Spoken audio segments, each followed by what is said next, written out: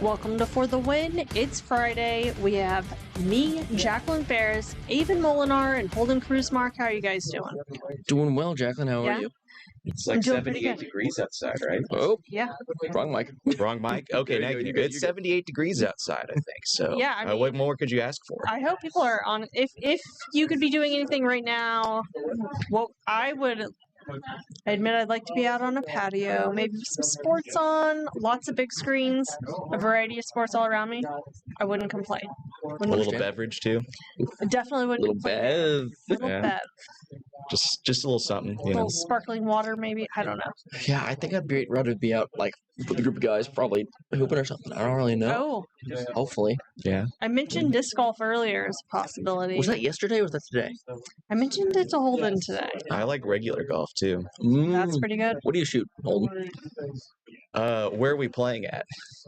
I mostly play at good Oak Tree with one of my friends. Okay, and, so say Oak Tree. I'm not shooting well there. So Okay. What about a public course? yeah, if we're playing like Lake Hefner, Yeah.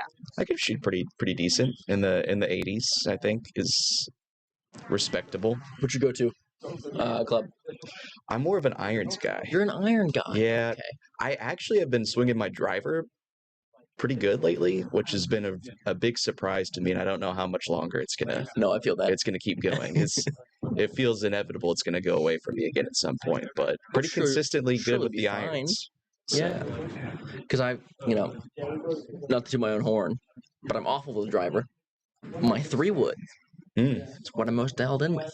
Which is I'm- kind of a weird club to be very dialed in with. yeah, I am pretty horrible with anything between a driver and the irons. The hybrids, not good, not good. No, not at all. I don't know what it is. Understandable. It's understandable. I'm not. I mean, I'm really good at. I'm not even really good at driving the golf cart.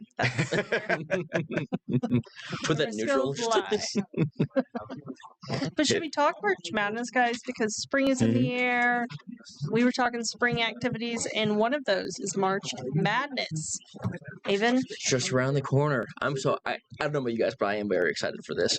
We were just talking before you got here, Holden, that we're going to create brackets for this. So if you want to join us, you can. Okay. But you don't have to. I'm just saying, the invite's out there. But we're going to heavily pressure you. Hopefully Yeah. the whole studio. And the tournament's coming to OKC this year. So Yeah, in fact, that's what we kind of wanted to talk fun. about. Obviously, we don't know who's going to be here, Right. but it should be a couple pretty good teams. And I remember when OU won on its Final Four run back in 2016, they just honored that team the other weekend, and they started in OKC. That's where they started out at, and got a couple games in and went on that run. So maybe we'll get to see a team that emerges into the Final Four to come out of Oklahoma City. Well, we have to get through the preliminary rounds first, so let's take a look real quick, kind of what we're looking at. So we got all the rounds here. There's 2 separate days for the first and second rounders.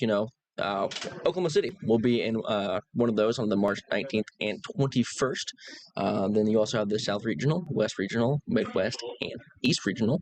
Those will be hosted in Houston, San Jose, Chicago, Washington. All the big cities you can think of are hosting these events.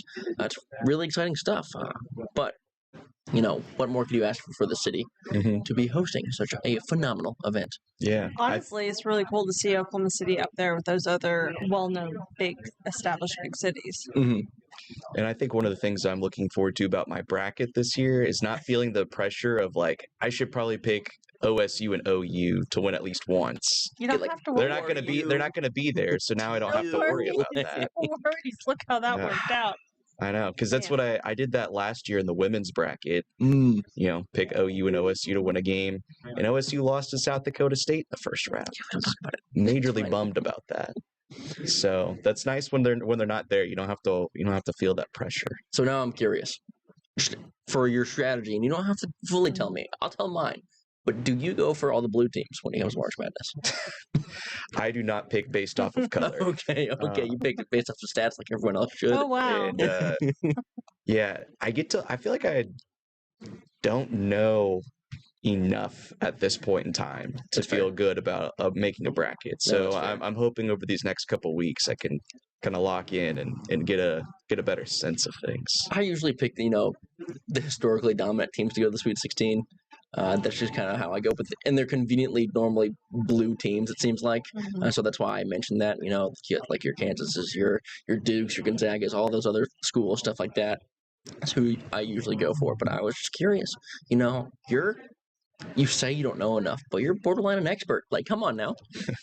Don't sell yourself Yeah, short. it's never a bad thing if you want to pick Tom Izzo team to go to the Sweet 16. That's That's not in your blue, but it is in your historically good Mhm. category. So I mean, Arizona's probably going to be up there this year also. yeah, Michigan is a blue team. True. That'll probably True. Yeah. make it to the Sweet 16 at least.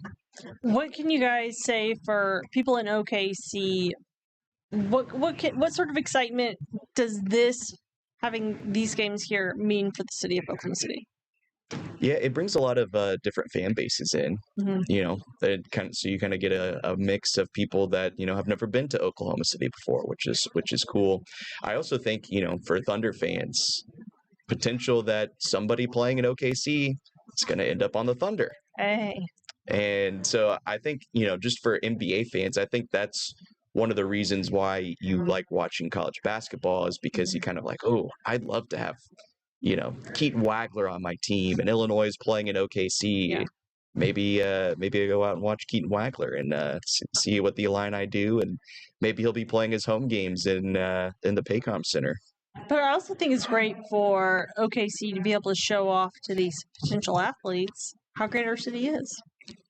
That's always a plus. It's not so bad here. That's always a plus. I think McCain's liking it quite nicely. Yeah, although don't get used to the arena. Don't get used to that. It's- Bigger and better's coming, they say. Only a couple more years of that. So Let's take a quick break here, guys. When we come back, more Thunder basketball conversation. Welcome back to For the Win. I'm Jacqueline Ferris with Holden Kruzmark and Avon Molinard. Guys, it's Friday. I believe the Thunder are playing. Yes or no? Yeah. Let's talk it. Who are they playing, Avon? It's Nugget season. Yeah, I know. The Can our- Joker's in town. little bit of a later tip off tonight. Yeah. Oh, 8:30 on ESPN. oh, that's very late. Yeah, it's a little past Jacqueline's bedtime. So glad I get to watch this one from home. We'll be maybe falling asleep in the fourth quarter. Yes. But do we need to feel nervous about who we have injured this evening? Well, Is this this cause is concern for pretty you? good news because outside of J-Dub and AJ, everybody's off the injury report. Are you serious? So that You might means see me cry. Shea Gilgeous-Alexander will be playing tonight You heard it right against here. folks. Nikola Jokic. Say for the The people in the back. two For the people in the MVP back. frontrunners. The two MVP frontrunners, both kind of teetering that edge. You got to play. Yeah. Mhm. You Jokic can has, only what, miss two so more many games, and Oh, so we've been Yesterday. hammering the they- 65 rule, yeah. minimum rule all week. Because, it's been a big thing. Because people are talking hey, Cade Cunningham's only missed 6 games this season. Running out of days. Yeah. Well, and the thing too is, if people want to act like it's ridiculous, but do you want the MVP to have only played 50 games? Right. Like, come Right. on. That's what I was saying yesterday. It changes things up, man. Yeah, and that's why they implemented it too, because the MVP should be playing the majority of games. So I don't mind it.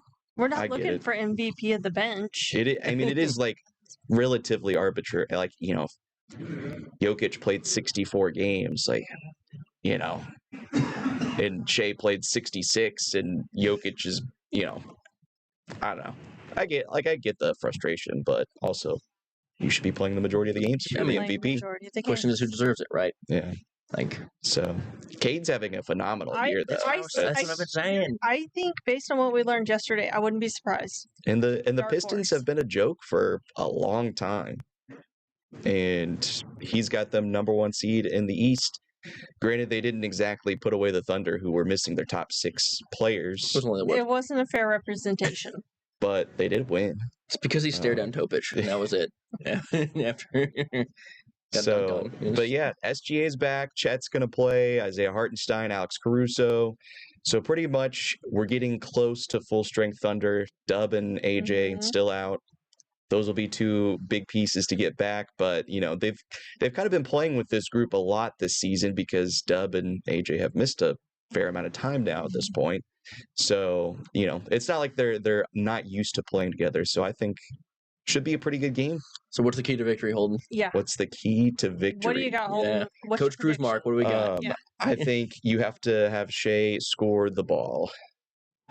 Okay, I was expecting more than that. but Yes. Profound that's statements right here. that's from pretty Holden. accurate. I'm not I- You must score. I am interested to see what they do with Jokic because there were some times in the playoff series last year where they would have Caruso guarding him, Mhm. which was like an interesting wrinkle because it kind of worked, but also, Caruso's a whole, 7 inches shorter than Jokic or What? whatever.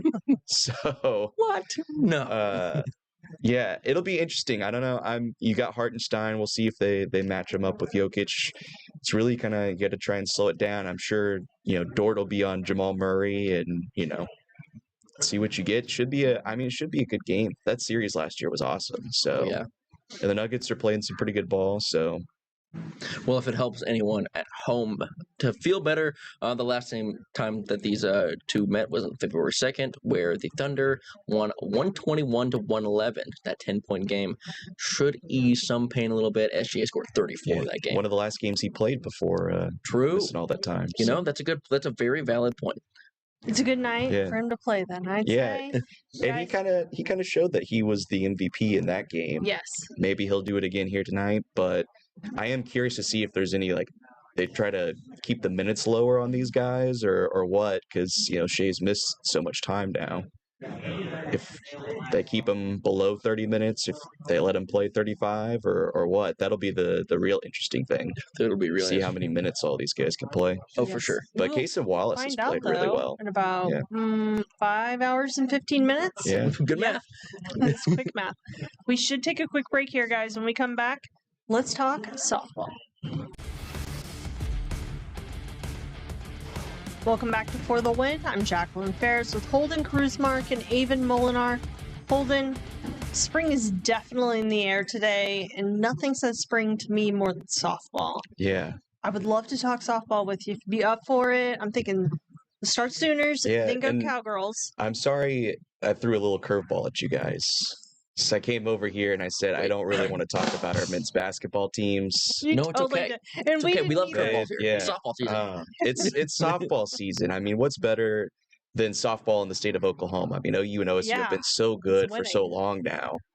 And you get the Women's College World Series here every year. Mhm. The Olympics are coming here for softball in Oh, 2028. yeah. But yeah, both OU and OSU softball, they're in action right now.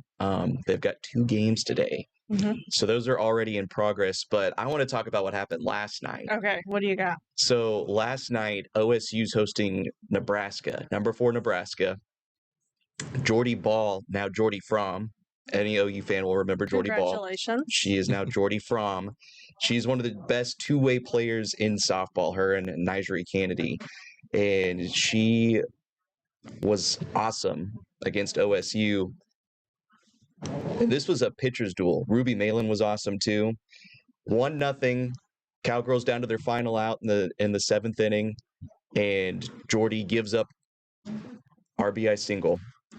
They tie it. We go to extra innings. In the 11th, Rosie Davis just crushed one. Just absolute moonshot to walk it off. And that was just awesome. Like, Rosie is a freaking baller. Also, she has a black eye. She's got a black eye on her left eye, Little which I shiner. feel like From a ball? would make it a little bit harder to see the ball, Yeah. as it's coming. But well, yeah, I mean, she, celebrate home plate, takes the helmet off, and you're like, oh, Oh, where did that come from? she's got a nice shiner. But yeah, Rosie Davis is a freaking baller, and that was a heck of a game. 11 innings. I mean, it was 2-1, but I mean, it was like you were on the edge of your seat the entire time watching it because you didn't know how much longer it was going to go. Ruby Malin pitched like 10 innings. It was in 9 innings, 10 innings. It was incredible. Yikes. Um, Or almost hurt. and yeah, well, it's softball. They're pretty good. That's fair. She might A little pitch. ice on Yeah. there. Touche. Touche. They're pretty good. Yeah. So they took Jordy out after 7 innings. The girl they brought in after, she was really good too. But Cowgirls finally got her in the 11th. That was I don't even know if they had a hit in extra innings before Rosie just. Popped it. It was just incredible watching that. Like man, they got to get something going here. It's the 11th inning. and like 2 pitches into the 11th, Rosie you're like, oh, yep, that's game. That's not going to stay in the ballpark. So then how'd the OU game go? Yeah. You said something yeah. crazy. Yeah, the so break. OU won 32-0.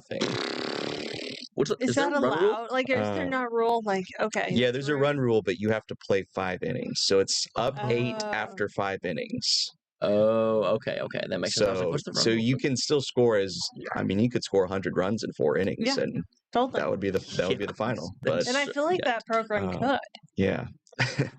But they were playing Alabama State. It's not very good. Okay. Yeah. But they're, still, they're 6-12 yikes. this Play some season. defense. So yeah, Throw your glove up, knock the ball out of the air, man. Come on. it's not like playing number 4 Nebraska. True. One of the best Yeah. teams in the country. Alabama State, not very good, but you still got to win the games. In fact, I mean, OU's playing Sam Houston today. They got down 3-1, so that was a little bit of weird. It's 5-3 now. Okay. OU, Okay, they're good, back good, on good, top. good. But yeah, maybe a little bit of a hangover after winning 32-0. But Hey, I don't know. Patty's got that thing built like a machine, so True. I don't know that they really get hangovers. no. No, not at all. No reason to. It's a well-oiled program. Yeah. They know what they're doing. Let's take a quick break here. How about that? When we come back, NFL Combine chatter. Sure. Okay. Welcome back to For the Win. I'm Jacqueline Ferris with Avon Molinar and Holden Krusmark. Guys, we talked about it a little bit yesterday, Avon and I, the NFL Combine. Avon, do you have any more for us today? Yeah, so I just want to kind of go over some of the day one fastest players that we've seen, strongest players that we've seen. The jumps, the real- leaps. Yes, just real Okay. quick, all that stuff. So, best times and stuff of day one of the NFL Combine. Arvell Reese had one of the fastest runs there, and within the linebackers, D tackles, and all of them, running a 4.46, really good. Sonny Styles, absolute beast. All right, his vertical was a 43.50 with a broad jump of 11.2. Danny Dennis Sutton ran the 3-cone at 6.90. Pretty fast 3-cone drill. Jack Kelly, absolute animal, that 20-yard shuttle, about 4.19. And then David Gusta, bench press, 37 reps. Guys, do you think you could bench 225 for 37 reps? Absolutely I don't think I could do it once. I couldn't either. Absolutely. I actually couldn't either. But yeah, one of the guys that shined yesterday, Grayson Halton, Really? OUD tackle, dude's 300 pounds, and he jumped 36.5 feet in the air, vertical jump. Vertical. Yeah, insane. He also ran a 4.8340. 4.8? Really? At 300 So pounds? yeah, That's he's moving. He- Boy's moving. he was good at OU. Yeah. Armason Thomas really had much more of the buzz for a draft, but Mhm. I mean, those numbers had to be Yeah. turning some eyes for some for sure. GMs because I mean he played really well at OU, and to be able to put up numbers like that at the combine, I mean, I think his draft stock might be soaring right now. After Was he day was he one that in edge Indy. position, or was he just an interior? He's defensive he lineman? is a nose tackle, yeah, D tackle. he's just yeah. gonna spin Yeah. around, dude. Come on now. He could get after the quarterback too, which a lot of the times you see more of the edge guys, but Grayson get in there. He Got rack up the Aaron sacks Donald, and everything. Williams, Yeah, we're seeing the next generation. not man. saying he's Aaron Donald, but it's pretty good. Hey, I mean, we can't fault that. Wow. Yeah, Cole and I talked about this yesterday, and before this actually. Owen Heineke, kind of getting the shout out here and there. your former high Former school high school classmate. teammate. Yeah, I played with him. Absolute stud. He did have a nose for the ball then, and a lot of people are saying he has that now. Do you agree with that, regard, or I mean, from your personal OU expert Yeah, opinion? and Jim Nagy seems to think he's going to have a long career too. You think so? The whole thing is a little bit weird with Owen because he's really trying to get that extra year at OU, Mhm. and the NCAA continues to deny their petitions and everything like that. So he's still going through the draft process, but he was hoping to get that extra year at OU, which didn't seem that far fetched considering what they keep allowing people to play and everything. Alan Bowman. And yeah, and Owen, oh no, you played a little bit of lacrosse played at 3 Ohio games of State, so yeah, that you can't All you can't have an 15 extra minutes year that you got. of That's football, yeah. terrible. Playing at Ohio That's State. terrible. Yeah. So, but I mean, he could be a guy that kind of sticks around on NFL teams. Just kind of an extra linebacker, special teams guy. He could have a decently long career for someone that's not exactly uber talented like a lot of those guys you showed on that graphic. Right. Those are the guys that will be making a lot of money and playing more time, get the early draft picks and everything. Owen could stick around though. He wouldn't be the first guy to do that. Love to see it. Love to see it. I hate to do it to you guys, but I think we got to go. That's all we have for this episode of For the Win. We'll be back on Monday with lots of sports to cover.